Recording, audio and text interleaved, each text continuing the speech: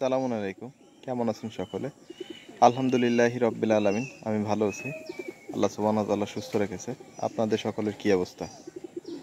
আসলে আমরা প্রকৃতপক্ষে অন্ধ চিনি যারা দুচোখ নষ্ট, অন্ধ, জন্মগত থেকে তারা চোখে দেখতে পায় না। আসলে কি তারা অন্ধ? তাদেরকে অন্ধ বলি, অথচ আল্লাহ সুবহানাহু ওয়া তাআলা কাদেরকে অন্ধ বলতেছে? দেখেন, এটা আল কোরআন। আমি আল কোরআন থেকেই বলবো আপনাদের। আমি একটু পড়ি, ইনশাল্লাহ বুঝতে পারবেন। রব্বি আউযু বিকা মিন হামাযাতিশ শায়াতিন ওয়া আউযু বিকা রব্বি আন ইয়াহদুরুন। বিসমিল্লাহির রহমানির রহিম। ৭ নম্বর সূরা, সূরা আরাফ, তার ১৯৮ নম্বর আয়াত। তাদেরকে যদি সঠিক পথের দিকে ডাকো, তারা শোনে না। তুমি দেখো যে তারা তোমাদের দিকে তাকিয়ে আছে, কিন্তু আসলে তারা কিছুই দেখতে পায় না। একদম স্পষ্টভাবে বলে দিয়েছে, যখন আপনি কাউকে সঠিক পথে সিরাতুল মুস্তাকিমের দিকে ডাকবেন, তখন তারা আপনার দিকে তারা শুনবে, আপনার কথাগুলো শুনবে এবং আপনার দিকে তাকিয়ে আছে, কিন্তু আসলে তারা কিছুই দেখতে পায় না। আল্লাহ সুবহানাহু ওয়া তাআলা আরও বলতেছে ১৩ নম্বর সূরা, তার ১৯ নম্বর আয়াত।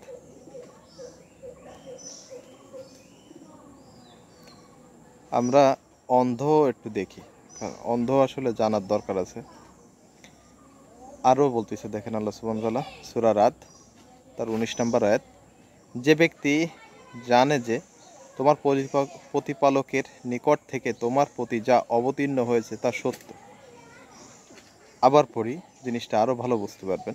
যে ব্যক্তি জানে যে তোমার প্রতিপালকের নিকট থেকে তোমার প্রতি যা অবতীর্ণ হয়েছে তা সত্য, সে ওই ব্যক্তির সমান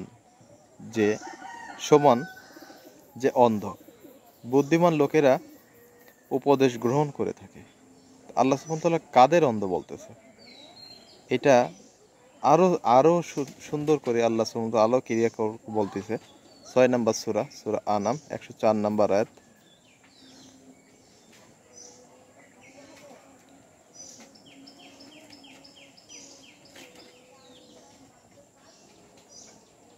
ছয় নম্বর সূরা, সূরা আনামের ১০৪ নম্বর আয়াত।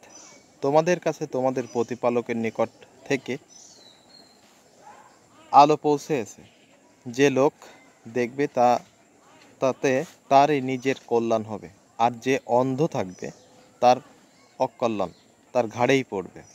বাণী পৌঁছে দেওয়ার দায়িত্ব দিয়ে আমাকে পাঠানো হয়েছে। আমি তোমাদেরকে পাহারা দেওয়ার জন্য দায়িত্বপ্রাপ্ত হইনি।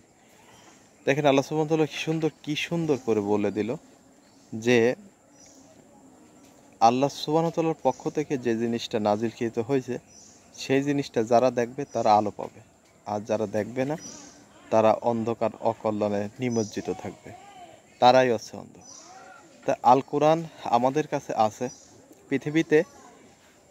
পৃথিবীতে যত গ্রন্থ আছে সব থেকে বেশি পাঠ করা হয়, সব থেকে বেশি যেটা পড়া হয় সেটা আল কোরআন। পৃথিবীর ভিতর আমি মনে করি যত কিতাব আছে, সব কিতাবের ভিতরে সব থেকে বেশি যেটা পাঠ করা সেটা আল কোরআন। আল কোরআন এতটাই পাঠ করা হয়, দেখেন হাফেজের কোনো অভাব নেই।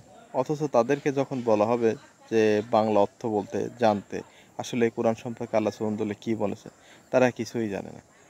তারা শুধু এই কিতাবটা মুখস্থ করে রেখেছে, কিন্তু মানে এর ভিতরে কি আল্লাহ সুবহানাহু ওয়া তাআলা মেসেজ দিয়ে দিয়েছে তার সম্পর্কে তারা কিছুই জানে না।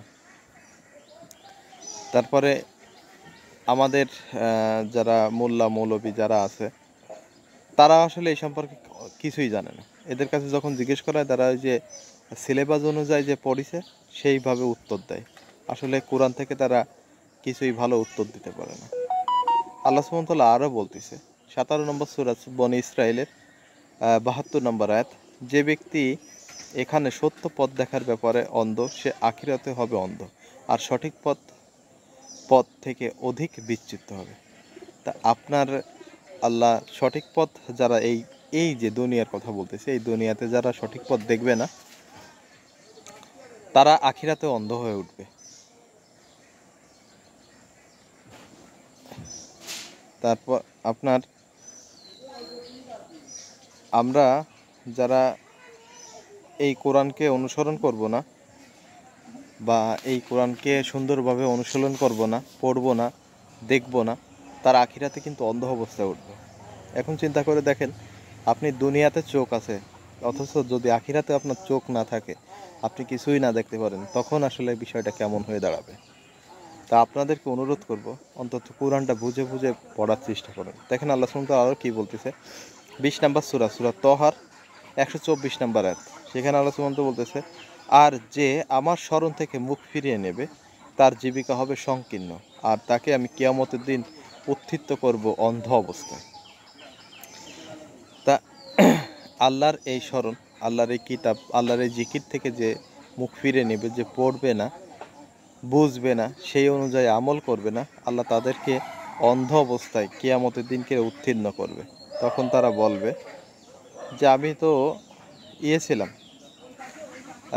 চক্ষুমান অবস্থায় ছিলাম, এখন কি হলো আমার। এরকম আপনি যদি মনে করেন যে না, আমি অন্ধ অবস্থায় উঠতে চাই না, আমি চক্ষুমান অবস্থায় উঠতে চাই, তা অবশ্যই আপনার এই কোরআন সুন্দরভাবে পড়ে পড়ে নিতে হবে এবং বুঝতে হবে যে এই কোরআনে আমাদের ভিতরে কি বলা আছে আর আমরা কি অনুযায়ী চলতেছি। আল্লাহ সুবহানাহু ওয়া তাআলা আরও বলতেছে, দেখেন 80 নম্বর সূরা, সূরা আবাসা, তার এক থেকে আমি 5 পর্যন্ত পড়ব। দেখেন এখানে কি বলা আছে, মুখ ভার করলো আর মুখ ঘুরিয়ে নিল, কারণ সে তখন কুয়াশায় সর্দারদের সাথে আলোচনায় রত ছিল। তখন তার কাছে এক অন্ধ ব্যক্তি আসলো।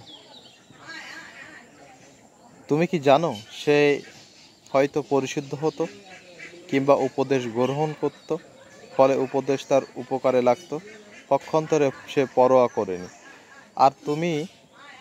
আর তার প্রতি তুমি মনোযোগ দিচ্ছ। সে পরিশুদ্ধ না হলে তোমার উপর কোনো দোষ নেই। পক্ষান্তরে যে লোক তোমার কাছে ছুটে আসলো আর সে ভয় করে, তুমি তার প্রতি অমনোযোগী হলো। না, এটা মোটেও ঠিক না, এটা তো তোমার উপদেশ বাণী। কাজেই যার ইচ্ছে তা স্মরণে রাখবে মর্যাদা সম্পন্ন কিতাবসমূহে। তা আমাদের উচিত, যারা আল কোরআন মানি বা আল কোরআনের পথে আছি, তাছাড়া যত লোক আছে তারা কোরআনটা পড়ে, কোরআনটার এতটাই সম্মান করে যে ঘরে রেখে দিতে দিতে দিতে দিতে উপরে ময়লা পড়ে গেছে আর একবার চুমো দেয়। এই সম্মানের কোনো মূল্য নেই।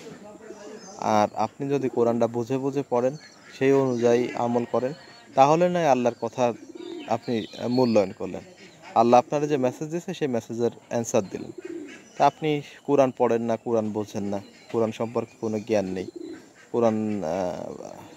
কোরআন থেকে কোনো কিছু জানতে চাইলে আপনি অ্যান্সার দিতে পারবেন না, বলতেও পারবেন না। কোরআনে আমল সম্পর্কে কিছু জানেন না আপনি।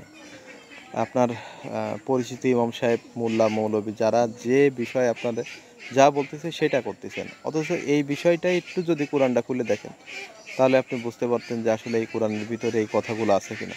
তাই অনুরোধ করব, সকলে কোরআন পড়ুন, বুঝুন এবং এদের এই ফাঁদ থেকে নিজেকে রক্ষা করুন। সকলে ভালো থাকবেন। আসসালামু আলাইকুম।